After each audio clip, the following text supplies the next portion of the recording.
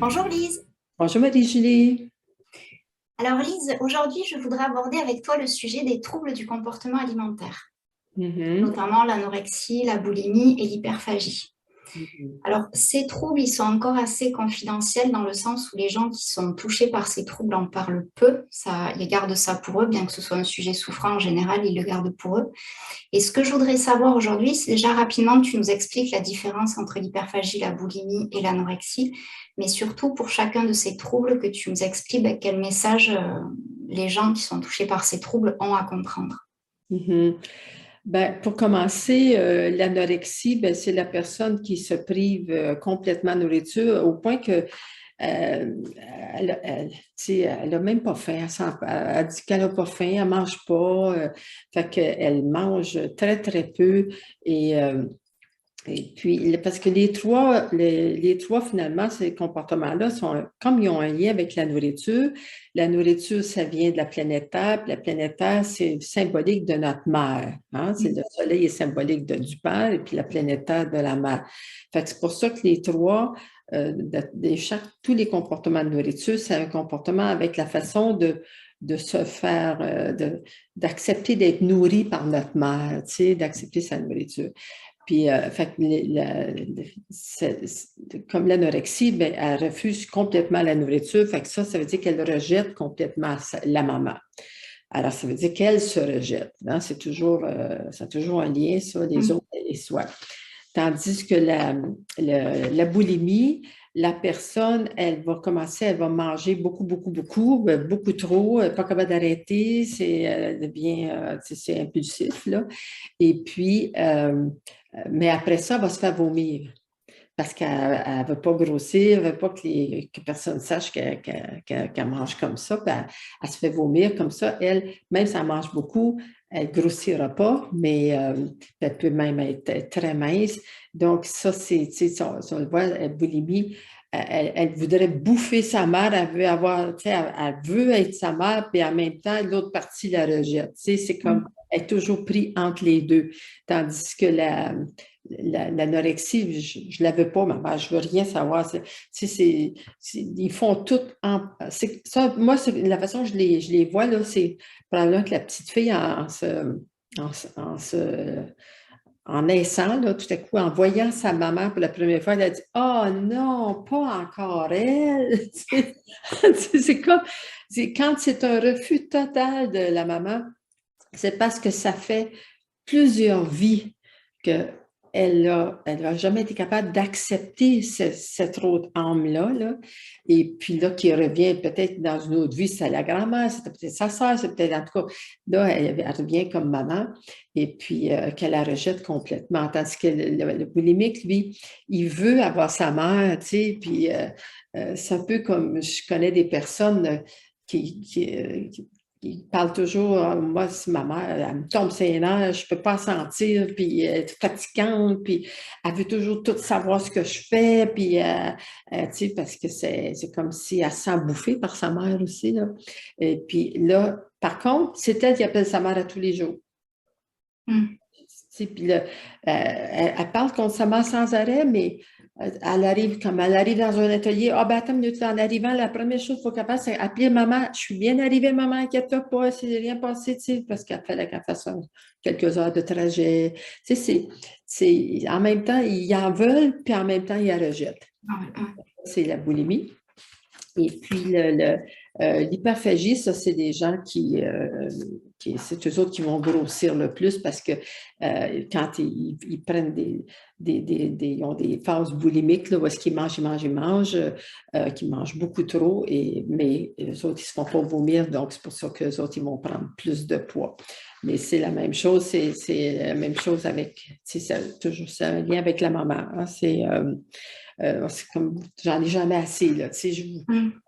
je voudrais tout l'avoir pour moi, ma mère, là, tu sais. Mm. Mais eux ne la rejettent pas, contrairement aux boulimiques. Pardon? Contrairement aux boulimiques qui la veulent mais qui la rejettent aussi, les hyperphages, eux, ils la veulent. Comme, Uniquement. c'est, ouais, c'est ça.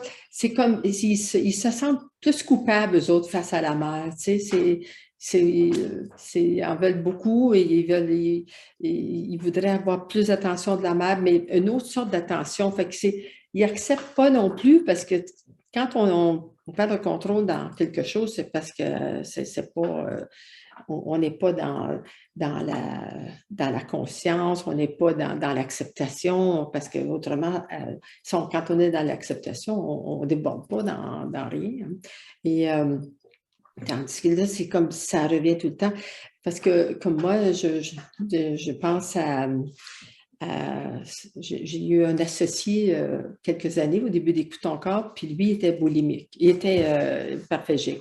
Et puis, alors, des fois, on était ensemble, là, puis j'allais chez lui pour travailler avec lui, puis je le voyais, il partait dans la cuisine, là, puis là, il mangeait vite, vite, vite, vite, là, plein de choses. Puis là, il revenait, puis il continuait à travailler. Tu sais, on travaillait sur certaines choses une fois par semaine qu'on se voyait. Et puis lui, là, il ne se faisait pas vomir parce qu'il avait du surpoids. Mais quand je parlais de sa mère, moi, je voyais bien, là, je m'étais intéressée, puis je dis, ben, comment c'était ta mère? Ah, ma mère, moi, je ne veux rien savoir d'elle parce que on est tellement différents. J'en veux pas pour rien, mais c'est comme ça me laisse indifférente. Puis je suis pas, on n'a pas vraiment, je la vois très rarement. Puis c'est comme, il avait complètement occulté son grand besoin de sa mère. Et il ne voulait pas le voir, fait qu'il compensait dans la nourriture. Il ne parlait pas contre elle, il faisait juste dire non, moi, j'ai pas aucun lien avec elle. Je sais pas, j'ai dû me tromper là, quand je suis arrivée. Là, je n'ai pas pris la bonne maman pour moi. Mais sans méchanceté, sans rejet, quoi. Ah, c'est ça. Je ne le sentais pas en réaction, mais c'est comme il n'était pas capable de trouver des qualités. Puis il disait qu'il ne sentait rien.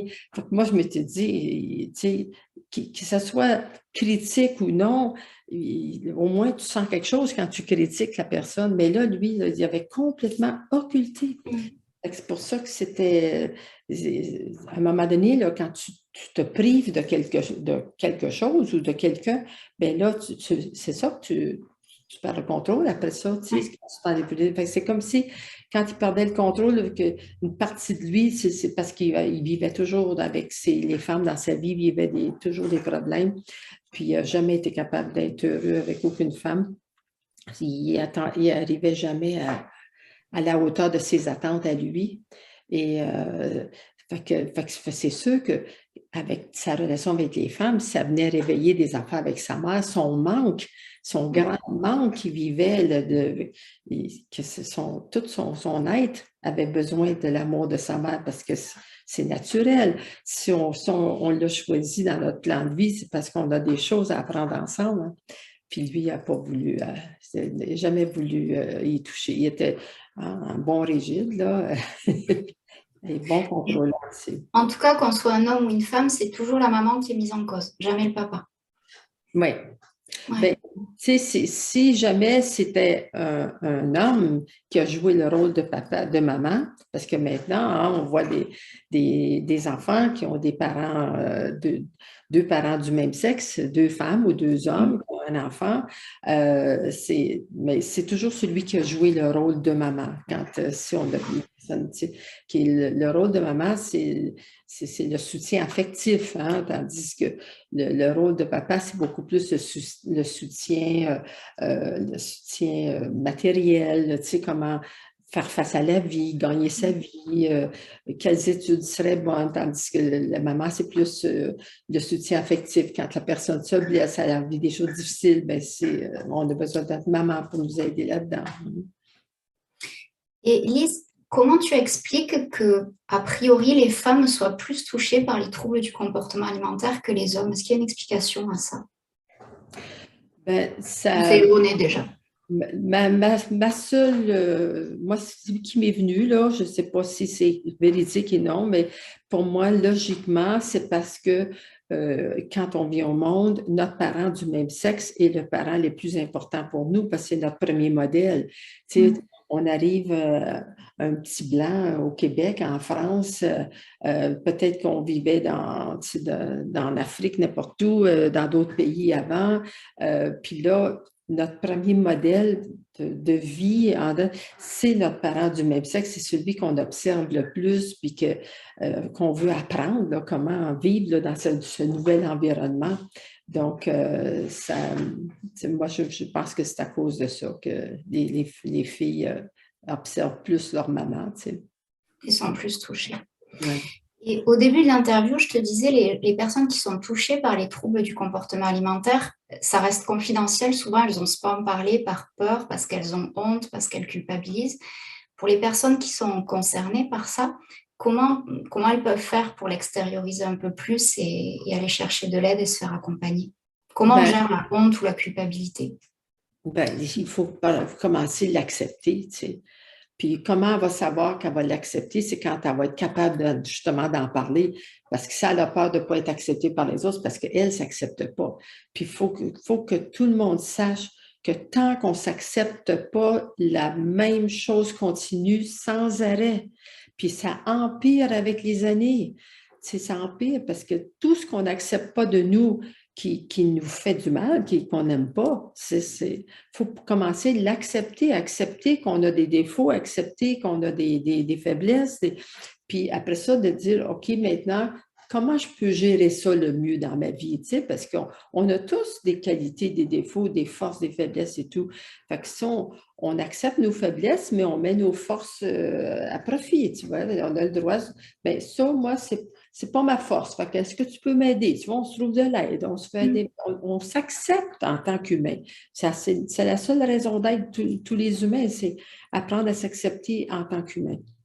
Et puis, alors, c'est pour ça, hein, en s'acceptant, après ça, on va savoir qu'on s'accepte vraiment si je suis capable d'en parler aux autres, puis de ne pas me cacher. Tu sais, quand disons, j'ai une phase de boulimie, là, que je veux manger, fait que si je dis, bon aujourd'hui, là, donc, on peut prendre l'exemple de 3-4 amis ensemble, là, puis une a dit, aujourd'hui, là, je le sais là, que je mange trop, puis je ne suis pas capable d'arrêter, mais c'est comme ça aujourd'hui. Heureusement, ce n'est pas comme ça tout le temps, mais aujourd'hui, c'est comme ça. Je sais, j'ai encore à travailler sur mes petites phases de boulimie, là, mais c'est comme ça. Tu vois, elle va être capable de se donner le droit devant les autres et puis d'en parler ouvertement. Fait que ça veut dire c'est le début de la guérison. Puis aussitôt qu'elle commence à se donner le droit, ses phases vont diminuer, vont durer moins longtemps, puis ça va finir par se résorber. Mais il n'y a rien qui change tant qu'on ne passe pas par l'acceptation en dedans. Il y en a qui pensent qu'ils changent, mais c'est du contrôle qu'ils font. Ouais. Ils disent, ah non, là, c'est correct, ça, c'est réglé, là, mais c'est parce qu'ils se contrôlent. Mais à un moment donné, on perd le contrôle. Puis, on perd le contrôle dans peut-être la même genre de situation qu'on essaie de contrôler, mais on peut perdre le contrôle ailleurs. On perd le contrôle de nos larmes, on perd le contrôle d'une colère, on perd le contrôle dans une maladie, parce qu'on essaie trop de se contrôler dans un certain domaine. Et c'est exponentiel. Plus on se contrôle et plus le problème grandit, quoi. Ah ben oui, c'est ça. C'est ça qui est malheureux, mais tu sais, c'est parce que ça, c'est quand je parle de même, ces notions-là des effets de la non-acceptation ou de l'acceptation, c'est impossible pour l'ego et puis pour notre dimension mentale de le comprendre, pas juste l'ego. Parce que mentalement, ça n'a pas de sens. On dit, ben oui, mais si je me donne le droit d'être boulimique, je vais le rester tout le temps, je n'arrêterai jamais, tu vois. Ça, c'est l'ego qui croit comme ça. Parce que l'ego, il ne sait pas qu'avec l'acceptation, il ne peut pas même le comprendre. Alors, il faut que ce soit nous autres qui le décidions. Bon, là, je décide, là, je viens d'apprendre un nouveau moyen, je veux le mettre en pratique. Puis là, on commence à se mettre en pratique en faisant des petites actions différentes, en parlant, en osant le faire des fois devant d'autres personnes, et puis, puis même elle-même en le faisant. Ah, là, je vois que je suis dans ma petite phase de boulimie. Bon, ben OK, je vais me donner le droit pour le moment, tu sais. Puis juste le fait de dire je me donne le droit de manger tant que je veux, il y a des fortes chances qu'elle va arrêter bien plus vite. Donc, c'est déjà se donner le droit et sortir de cet isolement qui fait qu'on vit les choses tout seul. s'autoriser à le vivre avec les autres. C'est ça, oui, s'autoriser à... Ben, c'est parce que c'est la seule façon qu'on peut savoir si on s'accepte. Parce que les gens se font tellement jouer tôt par leur ego qui dit, bon, ben ça y est, là, je me donne le droit là, d'être de même. C'est facile à dire, ça, mais est-ce que c'est vraiment vrai? Il faut que je donne des moyens pour le vérifier, pour voir est-ce que tu te fais croire ça ou non, tu sais. Et pour chacun de ces troubles, boulimie, hyperphagie et anorexie, est-ce qu'il y a des liens à faire avec des blessures? Est-ce qu'il y a des blessures qui sont plus concernées que d'autres? Oui, c'est la blessure de rejet puis d'injustice, oui. Pour les 3 troubles? Oui. Oui. Oui. Puis quand c'est pour le sexe opposé, là, quand ce sont les hommes qui souffrent de ça, ben eux autres, ça serait plus la blessure d'abandon puis de trahison. Okay. Ouais. Pour les gens qui veulent aller plus loin sur le sujet des troubles du comportement alimentaire, Lise, est-ce que tu as des ateliers à proposer? Ben, l'atelier Écoute et mange, qu'on en parle sur l'alimentation, puis on donne beaucoup d'autres moyens aussi de se connaître à travers notre alimentation, puis ça aide des personnes à apprendre à s'accepter là, quand ils sont en train d'écrire ce qu'ils mangent. Ben, c'est parce que bien souvent, ils ne veulent même pas le voir, hein, qui mangent comme ça. Fait que prendre le temps de l'écrire, c'est déjà une belle victoire. Puis aussi, ben, l'atelier sur les blessures aussi pour le rejet surtout. Là. Donc, Écoute et mange et l'atelier sur les blessures. Et j'ai une dernière question, Lise. Pour les personnes qui sont boulimiques ou hyperphages, est-ce que le fait qu'elles s'orientent plutôt vers des saveurs salées ou sucrées, ça veut dire quelque chose ou pas du tout? Quelqu'un qui est hyperphage de sucré ou que de salé? Oui, ben ça, c'est toute une autre... j'ai fait toute une autre synthèse sur le piquant, le salé, l'acide, toutes ces choses-là, mais ça serait trop long.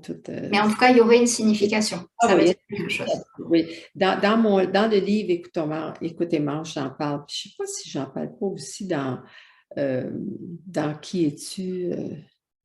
Tu es ce que tu manges. Oui. J'en parle dans le livre Qui es-tu? Oui. Ça fait longtemps que je n'ai pas regardé ce livre-là. Là. Et oui. Donc, si le sujet sur les troubles du comportement alimentaire vous intéresse, les 2 ateliers à faire, donc c'est Écoute et mange et l'atelier sur les 5 blessures.